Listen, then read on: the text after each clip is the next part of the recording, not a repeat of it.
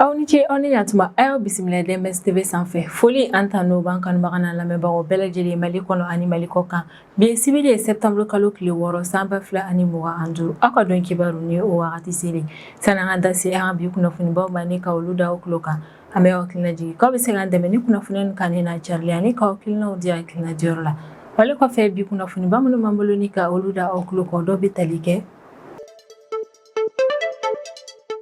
alamisa tɛmɛnen septembre kalo tile 4 san 2025 an ka Mali autoritew kɔni ye communiqué min yɛrɛ kɔni kɔnɔna na u bɛ laseli kɛ k'u taara plainte yɛrɛ kɔni tigɛ Algérie kama High Cour International de la Justice yɛrɛ kɔni na ka d'a kan ko mars kalo tile 31 tɛmɛnen san 2025 komi Algérie yɛrɛ kɔni ale ye Mali ka drone dɔ yɛrɛ kɔni bugɔ ka sɔrɔ drone min Mali ka jamana yɛrɛ kɔni kɔnɔna na ko wa Algérie kelen ni ka o komi yɛrɛ kɔni kɛ o kɛra sababu ni ka an ka Mali fintigilakaw yɛrɛ kɔni bali ka faraku de kɛ ni ka ɲɛsin Banbaci walimaw ma ko hukumu de kɔnɔna na Mali autoritew kɔni bɛ ka bisiya k'a fɔ ko Algérie ale kɔni bɛ ka Banbaci walimaw jukɔrɔmadon ne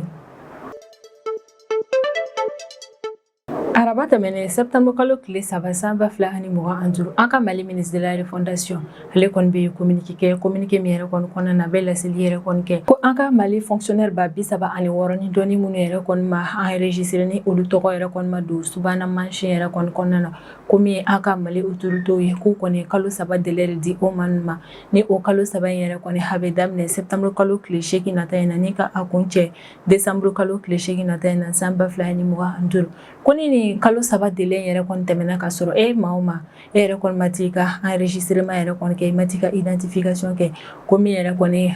ke tɔgɔ yɛrɛ kɔni bɛ bɔ an ka Mali fonctionnaire yɛrɛ kɔnɔ i bɛ gɛnni ka bɔ agent de l'état maaw yɛrɛ kɔni cɛ la an bɛ wagati min na i n'a fɔ ko bi Ghana Nɔriya fanfɛla yɛrɛ kɔni fɛ o sigibaa maaw yɛrɛ kɔni kari bɛ ɲɔgɔn na kari ɲɔgɔnna min yɛrɛ kɔni nana kɛ sababu ni ka maa 31 bɔnɛ ani na ale an bɛ wagati min na i n'a fɔ ko bi Ghana ka Nɔri sigibaa maaw yɛrɛ kɔni ko olu la maa ba 50 bɔ an kɔ olu bɛɛ lajɛlen bolila ni ka bɔ Ghana jamana kɔnɔna na ko maa ba 50 ni yɛrɛ kɔnɔna maa ba 13 halen dɔɔni olu bɛɛ lajɛlen bolila ni ka taa Côte d'Ivoire jamana de kɔnɔna na États-Unis ka o responsable dɔ yɛrɛ kɔni ka kɔrɔfɔla ko alamisa tɛmɛnen septembre kalo tile 4 san 2025 ko dirigeant européen yɛrɛ kɔni ka ɲɔgɔn dalajɛ dɔ yɛrɛ kɔni senfɛ komi ye Donald Trump ye kuma tɛmɛna ale ni dirigeant européen yɛrɛ kɔni ɲɔgɔn cɛ la ko kuma ɲɔgɔnya yɛrɛ kɔni kɔnɔna na Donald Trump ni ale de États-Unis jamana ɲɛmaa k'a kɔni y'a fɔ Union européenne maaw ɲɛna ko u kɔni bɛ ka ko in kɛ cogo min k'a tɛ kɛ ten k'u ka pression baw yɛrɛ de kɔni boli Chine ka ka d'a kan ko Chine de bɛ ka Russie yɛrɛ kɔni jukɔrɔmadon ha ka wale ninnu kɛli la ni ka ɲɛsin Ukraine ma ka d'a kan ko min ye Chine yɛrɛ kɔni halisa ale bɛ ka Russie ka pétrole yɛrɛ de kɔni san ko wa a bɛ pétrole camanba yɛrɛ de kɔni san Russie bolo k'o bɛ ka kɛ sababu ye ni ka Russie fɛnɛ dɛmɛ kosɛbɛ ani Ukraine ka kɛlɛ in na don tɛmɛnenw yɛrɛ kɔni na dirigeant européen ye ɲɔgɔn ye kɛ Faransi faaba la ni o ye Paris yɛrɛ kɔni ɲɔgɔn ye min yɛrɛ kɔni na o tun bɛ ka décision de ta ko ka garantie de sécurité yɛrɛ kɔni di Ukraine ma o garantie de sécurité yɛrɛ kɔni na min ye Union européenne jamana olu y'a yira k'a fɔ k'u bɛ fɛ ka u ka jamana fintigilakaw yɛrɛ kɔni bɔ u fɛ yen nɔ ni ka olu dɔw bila ka taa Ukraine jamana kɔnɔna na walasa ka se ka Ukraine ka jamana yɛrɛ kɔni lafasa ale ni ka Ukraine ka jamana lakana sabati o ko hukumu de kɔnɔna la min ye Vladimir Poutine ni ale ye Russie jamana ɲɛmaa ye ale kɔni bɛ kangarida kɛ nin ko la a y'a yira k'a fɔ k'an bɛ wagati min na i n'a fɔ ko bi yɛrɛ kɔni ni européen yɛrɛ kɔni y'u ka finitigi fɛn fɛn bila ka taa Ukraine jamana kɔnɔna na ka sɔrɔ Ukraine ni Russie yɛrɛ kɔni bɛ kɛlɛ la ko o finitigilaka ninnu bɛɛ lajɛlen bɛ kɛ cible ye olu bolo ko k'a fɔ ko u ni Ukraine de bɛ ɲɔgɔn na ko mɔgɔ wɛrɛ ka finitigiw bɛ k'u tɛ se u ma ko kɔni kuma tɛ a la ko yɛrɛ de kɔni na a bɛ kangarida kɛ ni ka ɲɛsin maa ninnu yɛrɛ kɔni kan décision in ma ni kunnafoniba de bɛ an bolo kɔrɔ bi an bɛna minnu walawala aw ye bidon kibaru kɔnɔna na alamisa tɛmɛnen septembre kalo tile 4 san 2025 an ka Mali autoritew bɛ communiqué min yɛrɛ kɔni kɔnɔna na u bɛ laseli kɛ k'olu taara plainte yɛrɛ kɔni déposé Algérie contre yɛrɛ kɔni na High Cour International de la Justice yɛrɛ kɔni na an ka autoritew yɛrɛ kɔni ka kɔrɔfɔla k'u taara nin plainte min yɛrɛ kɔni tigɛ Algérie kama k'o plainte ko hukumu kɔnɔna na la o bɛ ka Algérie yɛrɛ kɔni accusé ka d'a kan ko mars kalo tile 31 tɛmɛnen san 2025 ko min ye Algérie ale y'a dabɔ kama ni ka Mali ka drone dɔ yɛrɛ yɛrɛ kɔni gosi ka sɔrɔ drone kun bɛ Mali ka jamana de kɔnɔna na. Mali autorité yɛrɛ kɔni k'a kɔrɔfɔla k'Algérie dun ye o wale min yɛrɛ kɔni kɛ o ye binkani wale de ni ka ɲɛsin Mali ma. Ko wa diɲɛ yɛrɛ kɔni kɔnɔna na hakɛba minnu bɛ yen nɔ Algérie ale ye ninnu bɛɛ lajɛlen yɛrɛ kɔni violer ni a ka ni Mali ka drone gosi yɛrɛ kɔni. Mali gouvernement ka communiqué yɛrɛ kɔni kɔnɔna na ko marsi kalo tile 31 tɛmɛnen san 2025 su ni ka dugu jɛ avril kalo tile fɔlɔ la san 2025 ko min Algérie ale ye Mali ka drone dɔ yɛrɛ kɔni gosi ka drone to tɛnzan wantɛni ni o bɛ yɔrɔ yɛrɛ kɔni na min ni Mali ni Algérie ka frontière ka surun kosɛbɛ. Ni yɔrɔ yɛrɛ kɔni bɛ kɛrɛnkɛrɛnnenya la Kidal région de kɔnɔna na. Autorité yɛrɛ kɔni k'a kɔrɔfɔla ko Mali ka ni drone kofɔlen yɛrɛ kɔni yani Algérie yɛrɛ kɔni ka gosi yɛrɛ kɔni a ye a baaraw bɛɛ lajɛlen labɛn k'a ma balo la baara labɛnnen yɛrɛ de kɔni kun don ni ka tɛmɛ ko wa Algérie ale kɔni y'a dabɔ kama ni ka Mali kan drone gosi ko drone bɛ gosi wagati min yɛrɛ kɔni o y'a sɔrɔ drone ale kɔni kun bɛ an ka Mali jamana dugukolo yɛrɛ de kɔni kan min Algérie ka yɛrɛ k'a kun ma se yen nɔ. Communiqué in kɔnɔna la an ka autorité yɛrɛ kɔni bɛ sisiya kan ko wale yɛrɛ kɔni kɔfɛ Algérie ale kɔni y'a yira k'a fɔ ko Mali ka drone yɛrɛ de kɔni sera ale ka jamana kɔnɔna na ko de kɛra sababu ni ale kɔni ye drone gosi o yɛrɛ kɔni kelen ko an ka Mali autorité olu ye laɲini kɛ Algérie yɛrɛ kɔni fɛ k'a bɛ ka nin kuma min fɔ k'a ka o dalu yɛrɛ kɔni yira dalu b'a yira k'a fɔ ko tiɲɛ yɛrɛ kɔni na ko drone ale kun bɛ Algérie ka dugukolo kan ko de la Algérie kɔni ye drone gosi ko nka min Algérie kabini o wagati f'an bɛ wagati min na i n'a fɔ ko bi k'u ma jaabi kɛ ni ka ɲɛsin Mali autorité ma o ko ɲɛ kan. O yɛrɛ de kɔni la Mali gouvernement yɛrɛ kɔni k'a kɔrɔfɔla k'Algérie ye nin ko min kɛ ni ka ɲɛsin Mali ka drone yɛrɛ kɔni ma ko nin ye juguya ko ye wa a bɛ i n'a fɔ kɛlɛ yɛrɛ de kɔni bɛ Algérie kɔnɔna na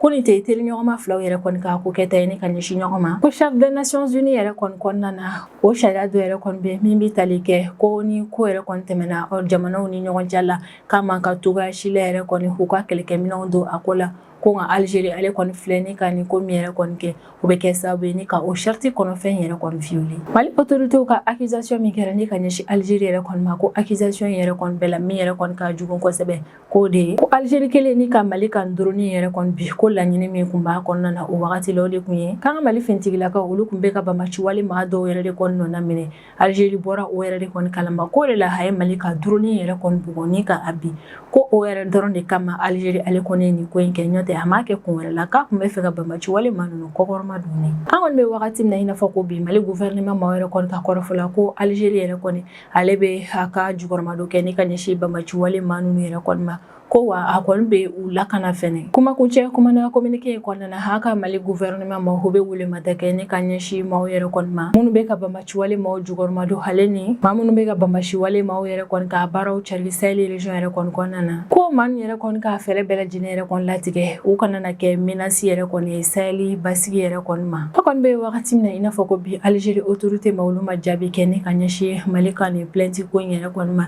nka Mali kɔni y'a yira k'a fɔ k'a tɛna na jɛ ni ɲɔgɔnna ko ye bilen an ka Mali jamana kɔnɔna na. O de kɔni kama Mali autorités taara ni ko in ye fo Haut Cour international de justice yɛrɛ kɔni yɔrɔ la walasa o man yɛrɛ kɔni ka se ka kiti tigɛ Mali ale ni Algérie ni ɲɔgɔn cɛ la cogo min fɛnɛ ni Algérie ale kɔni ni min ka kan a ka nin wale jugu yɛrɛ kɔni na o ɲagili ka taa ni ka ɲɛsin ni jamana kofɔlen ma. Araba tɛmɛnen septembre kalo tile 3 san 2025 an ka Mali ministre de la refondation ale kɔni bɛ communiqué min yɛrɛ kɔni kɔnɔna na a b'a yira k'a fɔ ko an ka Mali autorités yɛrɛ kɔni kalo 3 délai min di an ka jamana agent yɛrɛ kɔni ma minnu mana u ka enregistrement yɛrɛ kɔni kɛ ko n'o kalo 3 délai yɛrɛ kɔni tɛmɛna maa o maa yɛrɛ kɔni mana i tɔgɔ yɛrɛ kɔni don subahana mansin ninnu kɔnɔna na k'i ka dɔn k'a fɔ ko ye gɛnni ka bɔ jamana fonctionnaire cɛ la k'an bɛ wagati min na i n'a fɔ ko bi an ka jamana fonctionnaire fɛn fɛn yɛrɛ kɔni bɛ yen nɔ k'olu ma to ka enregistrement biométrique yɛrɛ kɔni kɛ k'u k'a dɔn k'a fɔ ko k'a daminɛ septembre kalo tile 8 nata in na fo ka taa bila décembre kalo tile 8 nata in na san 2025 ko nin délai hakɛ yɛrɛ de kɔni bɛ u bolo n'o bɛ bɛn kalo 3 ma ko ni nin yɛrɛ kɔni tɛmɛna o maa ninnu k'a dɔn k'a fɔ k'u tɛ an ka jamana fonctionnaire cɛla bilen ni maa ninnu ka identification baara o kɔni bɛ tali kɛ an ka système intégré de gestion des ressources humaines des fonctions publiques de l'État et des collectivités territoriales ni o ye SIGRH yɛrɛ kɔni ni nin ye programme ye an ka Mali jamana kɔnɔna na min yɛrɛ kɔni bɛ tali kɛ ka an ka jamana fonctionnaire bɛɛ lajɛlen yɛrɛ kɔni lakodɔn cogo min k'u tɔgɔ yɛrɛ kɔni don subahana mansin kɔnɔna na walasa yuruku an ka foroba cakɛdaw la dan ka se ka kari o kow yɛrɛ kɔnɔna ale ni an ka jamana foroba cakɛda ma olu akɛya ka se ka dɔ tɔgɔ min musaka min yɛrɛ kɔni bɛ don ninnu na san kɔnɔna o fɛnɛ ka se ka dɔ Mali jamana kɔnɔdenw ale ni autoritéw fɛ Bakari Traoré ni ale de an ka Mali ministre de la Fondation yɛrɛ kɔni ale ka kɔrɔfɔ yɛrɛ kɔnɔna ko kalo 3 délai min yɛrɛ kɔni dile filɛ ni maa ninnu ma o kalo 3 yɛrɛ yahuma walasa an ka jamana foroba cakɛda ma fɛn fɛn yɛrɛ kɔni bɛ yen nɔ k'i ma enregistré subahana machine yɛrɛ kɔni kɔnɔna na ko kɛ kun de walasa i ka se ka taa i ka enregistrement yɛrɛ kɔni kɛ ko wa an ka jamana fonctionnaire fɛn fɛn yɛrɛ kɔni ye baara daminɛ san 2024 septembre kalo yɛrɛ kɔni kɔfɛ k'a laɲininen don olu bɛɛ lajɛlen yɛrɛ kɔni fɛ u ka t'u ka enregistrement yɛrɛ kɔni kɛ subahana machine kɔnɔna na ni u sera ka o yɛrɛ kɔni kɛ ko bɛ kɛ sababu yɛrɛ kɔni ni u bɛ u ka situation administrative yɛrɛ kɔni bila tilennenya kɔnɔna na ko ni fonctionnaire minnu yɛrɛ kɔni ma u ka identification kɛ n'olu kan ka fɛɛrɛ latigɛ yɛrɛ kɔni walasa ka se ka taa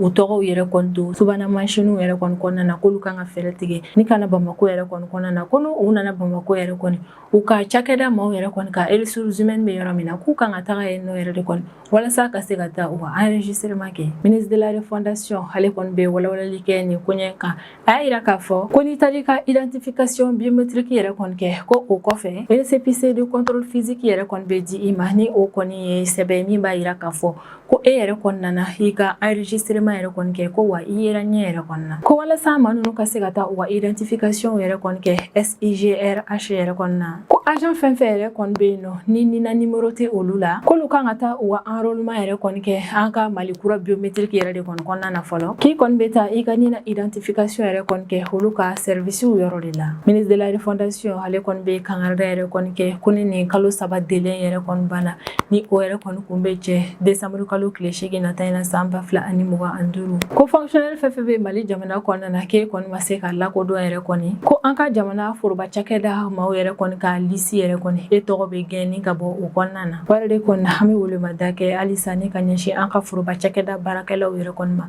an bɛ a lase u ma ko kura yɛrɛ kɔni k'u ka fɛɛrɛ bɛɛ lajɛlen latigɛ ka taa u ka lakodɔnni yɛrɛ kɔni kɛ yanni décembre kalo tile 8 nata in cɛ san 2025 ka d'a kan ko ni nin délai kofɔlen yɛrɛ kɔni tɛmɛna i k'a dɔn k'a fɔ k'e yɛrɛ kɔni jatelen tɛ bilen Mali fonctionnaire fɛ sisan an bɛ tɛmɛ an ka jamana kɔfɛ kibaruyaw ye o kɔnɔna na an bɛ taa Ghana jamana kɔnɔna na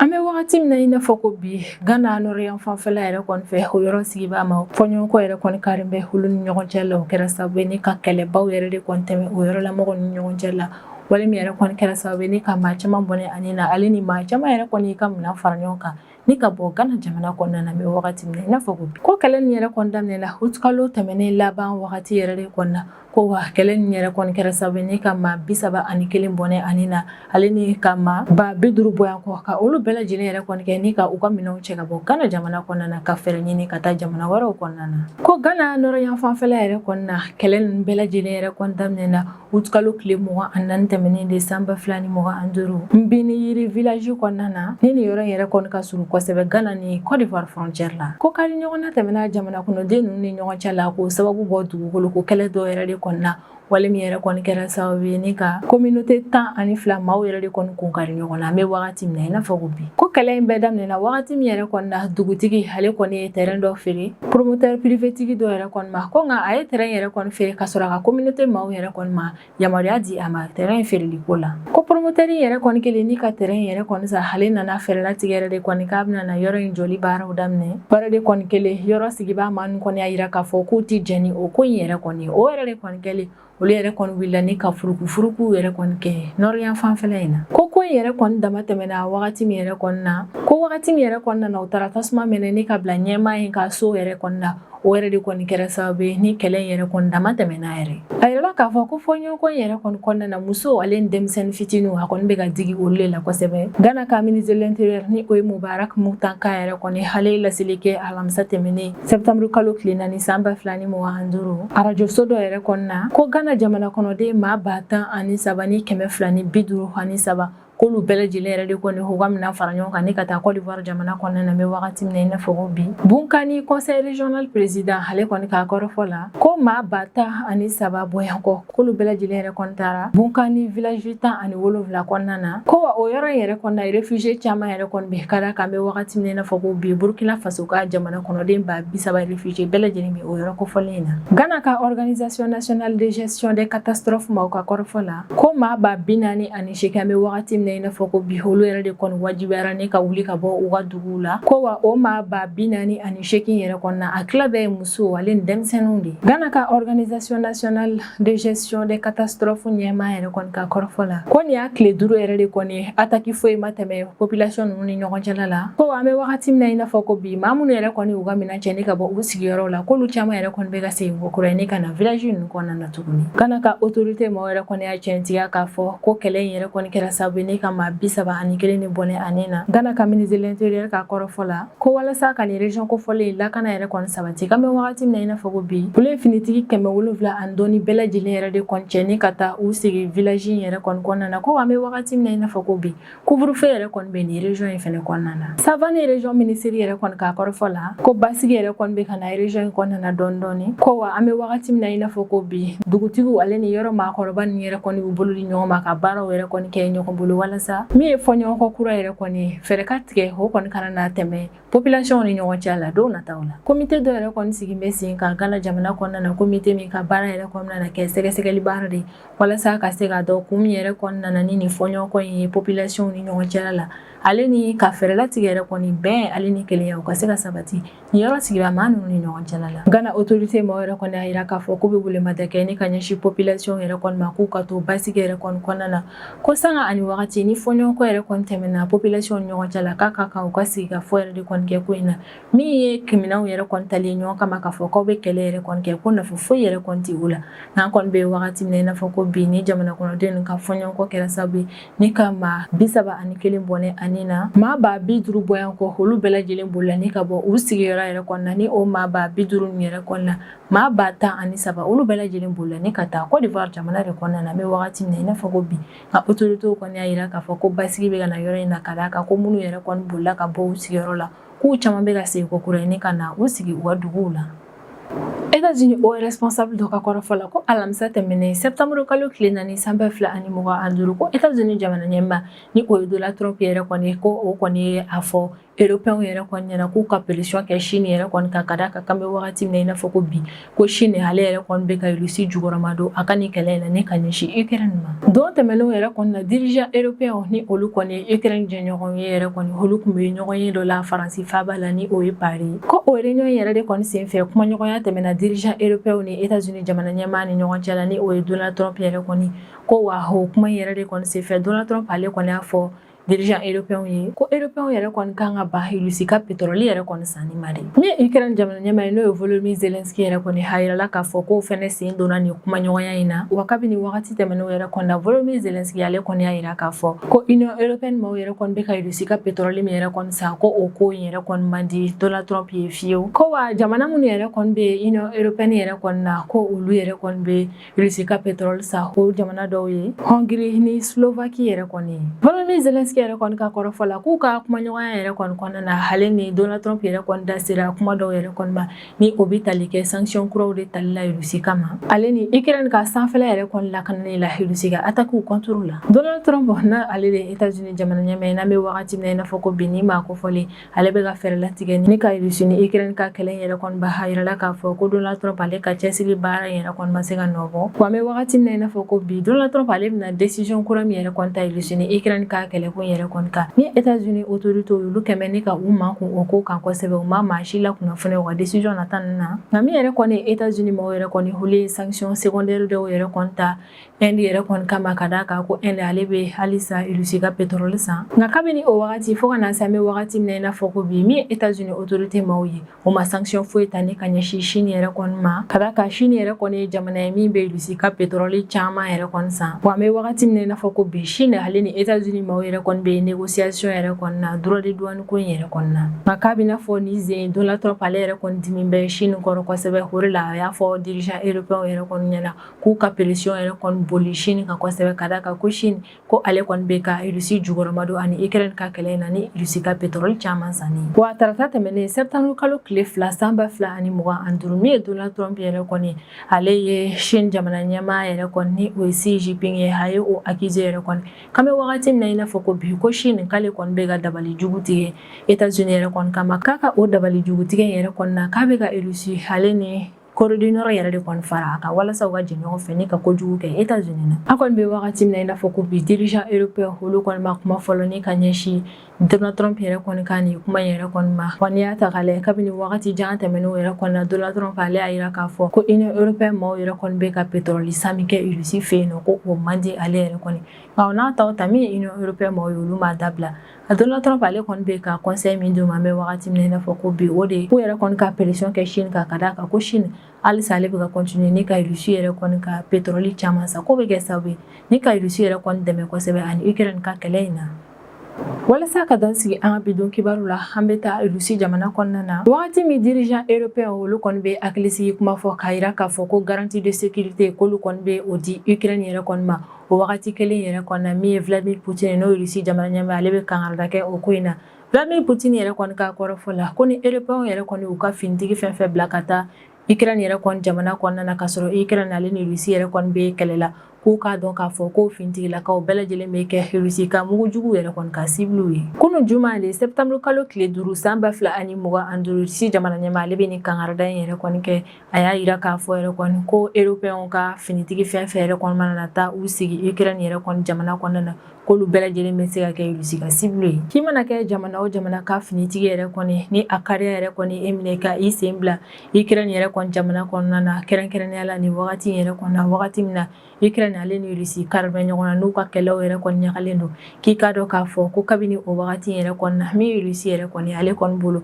a bɛ se ka mugujugu yɛrɛ kɔni kɛ e la ka d'a kan a ka cible fɛnɛ ye ko nka ko ni Russie ale ni Ukraine u sera ka négociation tɛmɛ u ɲɔgɔn cɛ la fo ka na bɛnkanw yɛrɛ kɔni sɔrɔ bɛnkan min bɛ kɛ bɛn mɛta ye ko n'o yɛrɛ kɔni kɛra ale ɲɛ t'a la kun kelen min yɛrɛ kɔni na européen yɛrɛ kɔni bɛ u ka finitigilakaw bila bilen ni ka taa Ukraine jamana kɔnɔna na Vladimir Poutine ka kɔrɔfɔ yɛrɛ kɔni na ko garantie de sécurité fɛn fɛn yɛrɛ kɔni mana na di Ukraine yɛrɛ kɔni ma ko min ye olu Russie yɛrɛ kɔni olu bɛ o labato ko nka min yɛrɛ kɔni ye ka finitigiw bɔ jamana dɔ kɔnɔna na ni ka taa jamana wɛrɛ kɔnɔna na k'a fɔ k'o ye garantie de sécurité yɛrɛ kɔni ko kuma t'a la ka d'a kan o finitigi nin yɛrɛ kɔni bɛ kɛ Russie ka cible de Ukraine jamana kɔnɔna na en tant que kɛlɛ in yɛrɛ kɔni ma ban Russie jamana ɲɛmaa yɛrɛ kɔni bɛ nin fɔ wagati dɔ la o y'a sɔrɔ alamisa tɛmɛnen septembre kalo tile 4 san 2025 dirigeant européen yɛrɛ kɔni kɛrɛnkɛrɛnnenya la minnu bɛ Ukraine yɛrɛ kɔni jukɔrɔma don olu taara ɲɔgɔn ye kɛ Faransi jamana faaba la ni o ye Paris yɛrɛ kɔni ye a yɛrɛ k'a fɔ ko dirigeant européen ka o ɲɔgɔn ye yɛrɛ kɔni na jamana 26 bɛɛ lajɛlen de ka représentant kun bɛ yen ko wa o jamana 26 nin bɛɛ lajɛlen yɛrɛ kɔni bɛnna ka u ye layidu yɛrɛ kɔni ta k'a fɔ k'u pɛrɛnnen don ni ka finitigi dɔw bɔ u ka jamana kɔnɔna na k'o fara ɲɔgɔn kan o finitigi ninnu ka se ka taa Ukraine jamana kɔnɔna na walasa ka se ka Ukraine ka jamana lakana sabati ale ni ka Ukraine yɛrɛ kɔni hakili sigi ko wa olu ka o finitigi nin yɛrɛ kɔnɔna na kɛ Ukraine fan bɛɛ dugumana ji sanfɛlaw fo ka taa se sanfɛlaw yɛrɛ kɔni ma nka dirigeant européen yɛrɛ kɔni ka nin décision in na u ye plan min yɛrɛ kɔni bɔ min ye u kɔni u ma sɔn ka u da se u ma walawalali kɛ a ko ɲɛ kɔni kan u kɔni ye kunnafoniya kelen min kɔni cari nin ko la o y'a yira k'a fɔ ko ni don min yɛrɛ kɔni Russie ni Ukraine ka kɛlɛ dankarila o ko yɛrɛ kɔni na k'o don kelen in na olu ka finitigiw bɛ wuli ni ka taa Ukraine jamana kɔnɔna na ko Russie ni Ukraine ka kɛlɛ jɔli yɛrɛ kɔni o kɛra cessez-le-feu o a kɛra bɛnkan de sɔrɔli ye walima armistice yɛrɛ de kɔni ko n'o fɛn fɛn yɛrɛ kɔni sɔrɔla olu b'u ka finitigiw yɛrɛ kɔni wuli ni ka taa Ukraine jamana kɔnɔna na k'olu ka finitigiw tali Ukraine jamana kɔnɔna na o tɛ komi olu ye kɛlɛ yɛrɛ de kɔni déclaré Russie la ko in kɛ kun dɔrɔn de ye walasa a ŋaniya yɛrɛ kɔni kana na don Russie kɔnɔna na don n'a nataw la k'a fɔ k'a bɛ attaque kɛ ni ka ɲɛsin Ukraine ma a kɔni bɛ wagati min na i n'a fɔ ko bi dirigeant européen olu kɔni y'a yira k'a fɔ ko hali ni cessez-le-feu yɛrɛ kɔni tɛmɛna Russie ale ni Ukraine ɲɔgɔn cɛ la ko cessez-le-feu yɛrɛ kɔni bɛ kɛ don min o don kelen bɛɛ olu b'u ka finitigiw bɔ u ka jamanaw kɔnɔna na walasa ka se ka taa Ukraine jamana kɔnɔna na nka min kɔni ye Vladimir Poutine ale fɛnɛ kangarida kɛ ni ka ɲɛsin nin maa nin yɛrɛ kɔni ma ko ni maa o maa yɛrɛ kɔni y'i ka finitigi bila ka taa Ukraine jamana kɔnɔna na k'a sɔrɔ Ukraine ale ni Russie yɛrɛ kɔni bɛ kɛlɛ yɛrɛ kɔnɔna na k'i k'a dɔn k'a fɔ ko Russie ale tɛ wolomali kɛ ko in na ka d'a kan k'e ka finitigi yɛrɛ kɔni bɛ kɛ cible ye Russie yɛrɛ kɔni bolo Ni ne bɛ dan sigi an ka bidon kibaru la an b'an kanubaga n'an lamɛnbagaw bɛɛ lajɛlen fo Mali kɔnɔ ani Mali kɔ kan an bɛ aw hakilina jigin k'aw bɛ se k'an dɛmɛ ni kunnafoniya min kan ni n'a carili ye ani k'aw hakilinaw di hakilina diyɔrɔ la wale kɔfɛ an b'a fɔ a ɲɛna ko aw k'an bɛn a ɲɔgɔnna wɛrɛ ma.